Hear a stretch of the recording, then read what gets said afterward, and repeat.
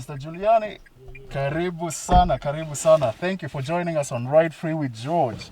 Ladies and gentlemen, today we have Juliani, undoubtedly one of the most influential musicians in Kenya's history.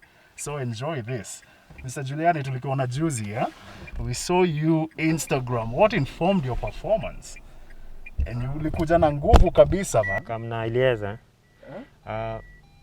First of all, asante kwa lift. Hiyo ni tao umenisave. Ni ya Uber imeingia. So yeah, nashukuru for that. But yeah. No problem. Uzuri ni when Nyash started he did his live. And everybody was excited about it. We trended actually because the public was saying, yeah, the only person who can do this or even better is Juliani. Yeah. So he trended poa sana on social media, and then we decided to do it. And our concert was fully funded by the public. We fully funded by the people. We had a reason why we should do it, police brutality, hizi vitu tunaona sahi, and just to have fun too. And to just show people how live music should be, and venye si ufanya tangu kitambo. So you went through this transformation in 2005. Unaweza sema, was it more of an identity thing? Ni lini ndio ulijipata kama wewe? As in because even before I got born again, allow me to tell you, even before I was born again, to the left. Yeah. So I was really known in the underground scene. So I was really talented and people knew I could rap. I won most of the battles. But I felt like it didn't have meaning. But when so that's why I got born again, because I wanted power into the words. I wanted power and not certain level of authority. Like because word, scripture nasema word ikitoka lazima irudi na kitu, unaona. So by being a good rapper is not enough. Now we started pursuing that by now, of course, getting born again in 2005. Na ilikuwa the biggest struggle I've ever gone through, because you still don't know inside ingine ya world watu wanafikiriaje.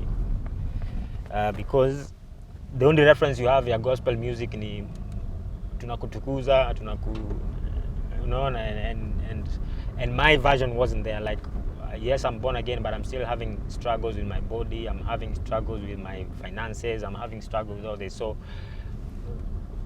version ya God ile mimi kwenda kuona haikuwa portrayed in the music. So hizo ndio zilikuwa certain struggle, but kumbe ilikuwa ni a place for me in the first place. And later now I became unique. You could see a unique thing about me just by how I articulated certain issues as a young Kenyan, born again Kenyan. Yeah. How was that now? Sasa, you have now the identity, you have authority. Let's bring in the money aspect, because you said, that was one other thing you were struggling with now. How did you now get to make some serious cash, I guess? And how did you do it?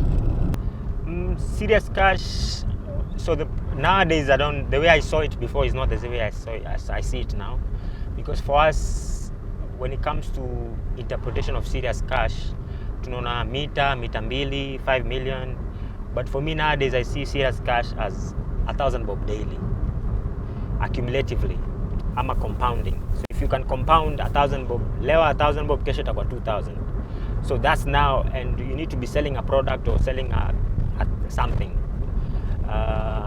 So initially it came because people wanted to associate with you and wanted to be associated. So they are willing to pay to be close to you. They are willing to pay to see you perform. They are willing to pay to let their brand be associated with you. So it made us a little bit comfortable, thinking that it will always be there, and not being able to look at the business sense and what that business means. Tukatei ama twende tu. It's even smoother. It's way smoother than. Yeah. Uh-huh. So what money means now is not what it meant. Before we were young, we just got excited, bought 2 cars kwa parking,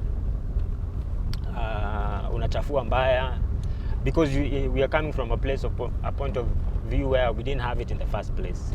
Kukuwa na tao ilikuwa ni maajabu kwa mtaani, but sahi now uko na 100,000 kwa mfuko na ujui ufanye nao nini, unaona. So and many of us, and if you notice, many artists don't go beyond that. So for us, me nashukuru Mungu sana that yes, we had a lot of money, but I put it into projects, I put it in my passion, some of the things I believed in. I closed off a street and paid all of it. I did a 15 university tour, paid for all of it. 15 university tour, paid for all of it. You know, so we started making money. How we made money, kwangu started changing. So it stopped being about me being invited to do things ndio nimake dough, and I was trying to think, how can I make money without being there? So hapo tu ndio ikaanza shift ikakua. For musicians now, how do you make the most cash? For me, I can't say because, but for me, my definition of most cash, as I told you, is 1,000 bob a day. Exactly. Or 10, and how do we make it to a 10,000 a day? How do we make it to a million a day? How do we make it to a 10 million a day? So you're thinking yangu sahi. Okay. Because most cash you can always be given an advance. My first label, I was given 300,000 advance. It's money that I've never seen in my life, cash even. So it was a lot of money then. But they had to recoup, they have to return their investment, everything. So it sounds like a lot of money then, but you 300,000 hata huwezi buy Toyota. Unaona. But eventually, of course, the amount of investment that was put for me to be a household name was worth it. Unaona. So nashukuru sana Emmanuel Jal for that. But for me, it's not about the most cash. It's about consistent cash and cash flow and creating products that people can be, somebody needs in a day too. So music, people need to listen to music every day. So how do I make sure that the same way wakikula breakfast na wakibuy airtime, pia lazima watake kubuy muziki yangu, or what other products can I create that will make them need my product every day and they're willing to spend 1,000 bob or 200 bob or 100 bob on it. In terms of performances, in terms of record sales, can you leverage those as a Kenyan artist to make a living? And how much are we talking about exactly? I mean, revenue streams, so we have to always all through the revenue streams. So the revenue streams, I've just, before we talk about how you make money, let's talk about why would somebody give you their money. There are 200 bob that they have, like the concert we did was fully funded by people. So why would somebody give you their 100 bob? So the why and ile kenye unaoffer ya kusatisfy hiyo why ndio the most important. Before we talk about revenue streams, what emotional attachment does the person have with you to are willing to forfeit the 100 bob that wangebuy nayo airtime kukupatia. So after we finish that, ndio sasa tutaanza ku open up revenue streams.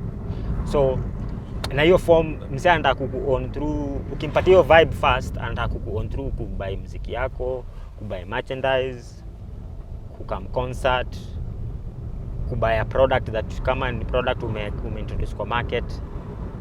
So ata express your love for your vibe through purchasing.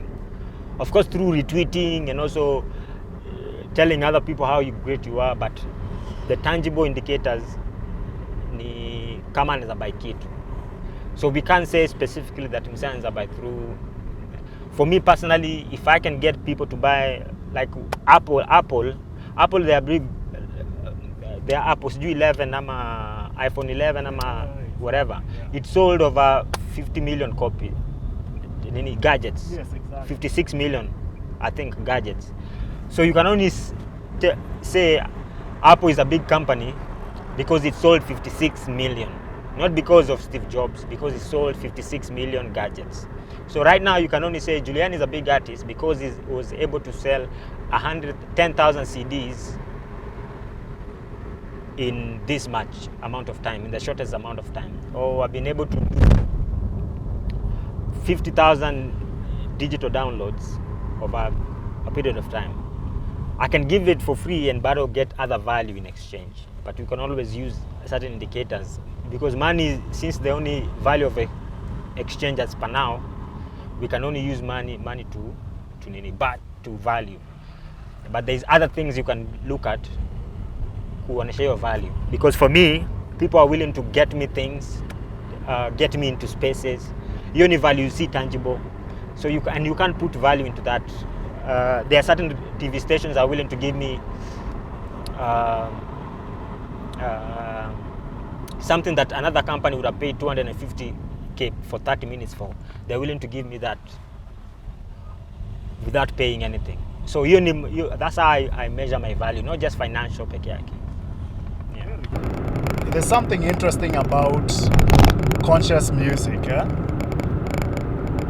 You're here spreading a message, but sometimes when somebody spreads a good message, you're addressing socio-economic issues and political issues, sometimes people don't receive it well, because nowadays it's more like the industry ni it's to sell and not to tell. You understand? What set you apart ndio watu wakakuja sasa wakakubali kabisa? I think your story of selling is always construed kidogo ama iko twisted kidogo, because I feel like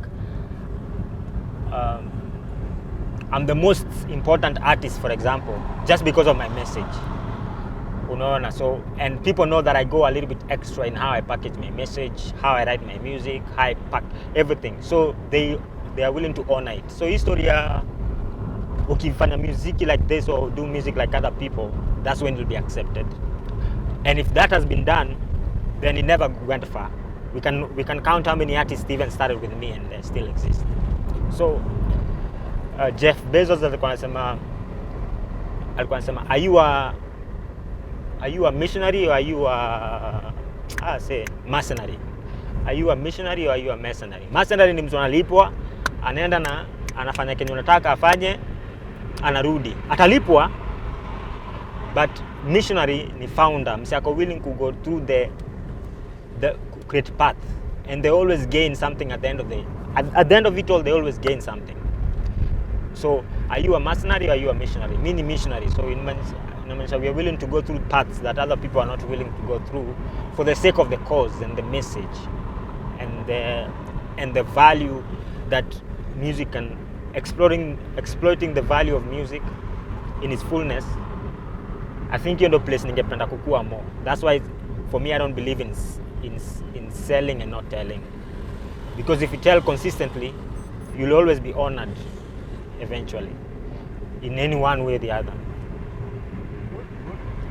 So when did you make your first million? For me, I make dough incrementally, but I don't know when. Okay. Yeah, but nimeshika mara kadhaa, but not for. Nimeshika by more from projects more than from personal. Okay. You get. So if I have, mostly if it's music, I've shared it incrementally, or when you do a deal na a company, or when you do a deal for the community projects that you are doing or raise money, even nimeshika. But personally, do inakam kwangu personally, I don't think nimeshika a million like this for personal use now. Okay.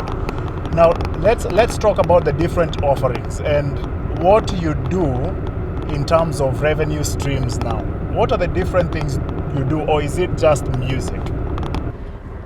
For me, everything starts and malizikas from music, because music is what imenipatia stage. So, but also uzuri pia mimi nimse, I'm creative. I know 1-2 things about what I'm trying to do and my vision and kenye God ameka kwa hati yangu. So I'm exploring other things about me. We have started a community project in Taka Bank. Waste management is a social enterprise. We have done Pop City. We bought a land huko. We have something called My Msanii, where we are trying to see how can we give a loan facility through music and all that. my music, concerts, selling music in its tangible form, speaking engagements. So hizo vitu zote for me for the last 5 years imekuwa experimental more. So I put my money up. So if I have an idea, I put my money up. If I have something, I put my money up first. So all the money that I've made or tried to make, I put them back into the projects. I don't need much in my life to survive. You know, and most of the things that I've done that are amazing, somebody else has paid for them anyway. So I don't need to pay things. But I'm cool at so the revenue stream differ based on the value that I give. Digital media, is that another income stream, would you say?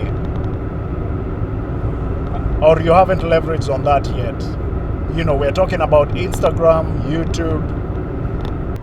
It is, but the only problem I have is the ideology behind it. Because if you rely on somebody else's money to make your money, sijui nikwambiaje, like, so we become influencers so that we get endorsement deals instead of becoming influencers to sell our own products. If I have a Juliani water that right now is distributed across all the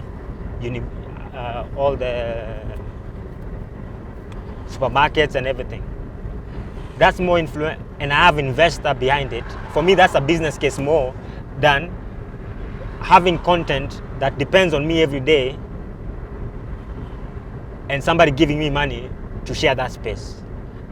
Of course it works, and I'm not saying it's not good. I'm just saying for me personally, I prefer having products kwa shelf somewhere, or my name attracting certain kind of support and resources, and having conversation around investors than sponsors.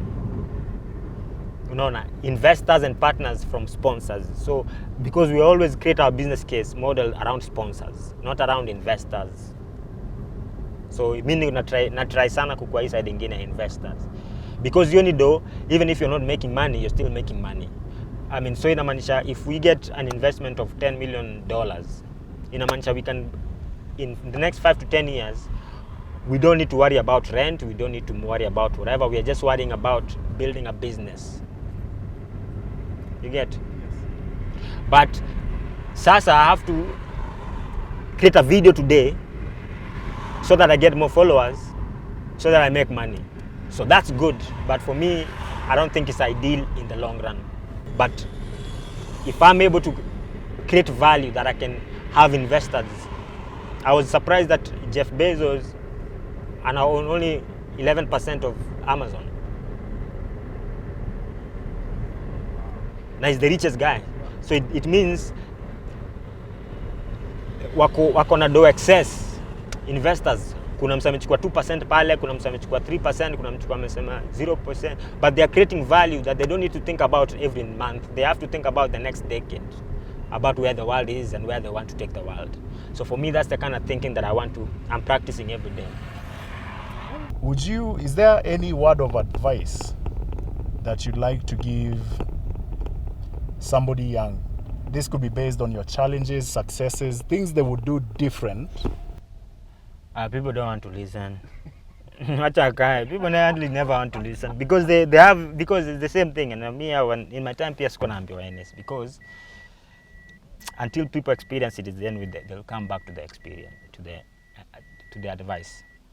They have to do things. So if people do, like right now, if you tell me about me, I don't want, for example, in what I do, I don't want advice. I want investment, because I've done things and I know what it takes to build things a certain way. So me staki advice I. But if I already build a business maybe that is worth 500 million and I want to know how do I make it $1 billion, then I'll go to somebody who can give me advice on regards to that. So it's difficult to advise msajaifa na kitu. Nani ametembea na wewe? Because umesema young people don't listen. Ulisema wewe kusikiza pia. How did you learn? Because me assume that if somebody is in a place of disadvantage, you always want to be in a position of advantage. I assumed. Until I realized that msee anataka tu kukula na kopoa, but kusema kweli me I don't need much in my life. Travel, nime concerts bigi, nimefanya kila kitu. And then I realized, wow, kuna zaidi, unaona. Me, I don't need to, when I wake up in the morning, I don't need to take breakfast. I only eat at lunch. Unaona. And kitambo nilikuwa nadhani kukula breakfast is the most important meal in the day. Unaona. So, hiyo opportunity God alinipatia ku unlearn vitu. And the way the world is set up imenisaidia sana. Unaona. And maybe that's what sets me apart from many people. So we can only say, hey, hapo ndio tunaweza sema tu ni God, because hakuna formula tuko nayo, but I know for a fact is that I'm a place of privilege na knowledge na resources na nini, that I have to make the best out of it. You know, being in a place of need is it's tricky. It can push you to be creative. But when do you create most? When you're in need, ama kama umeshiba and you have peace? When you umeshiba ni better. Creating from a place of ukiwa comfortable ni better kidogo, because you get to think of excess other things if you are a driven individual. But if you create from a place of lack, inamaanisha you always survival mode.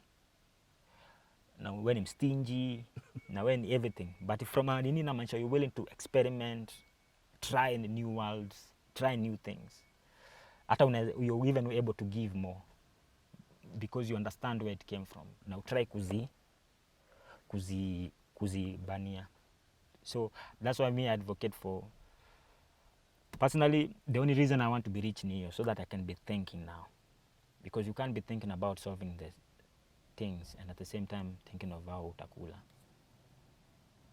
Ladies and gentlemen, you've heard from Juliani. Juliani, asante sana. And the reason why we call it Ride Free with George is because obviously the audience gets to ride with us, you know, through the digital platform. At least they get to watch us and, you know, enjoy our conversation. And in addition to that, the quite literal meaning is we give you a free ride. So within Nairobi. So mi mwenyewe utanipigia simu, I pick you up, or I pick anyone you want me to pick up, and I drop them off to their point of destination. Nice. Yes. Now, si tumeshukuru sana. I mean, I don't know what else to say, but I just want to thank you for your time. Definitely, as you do, thank you for dropping some knowledge. Tumeshukuru sana. Thanks, man. Yes, sir. Acha mimi ninge works. Okay, sawa, man. Thank you. Aye. Okay, brother.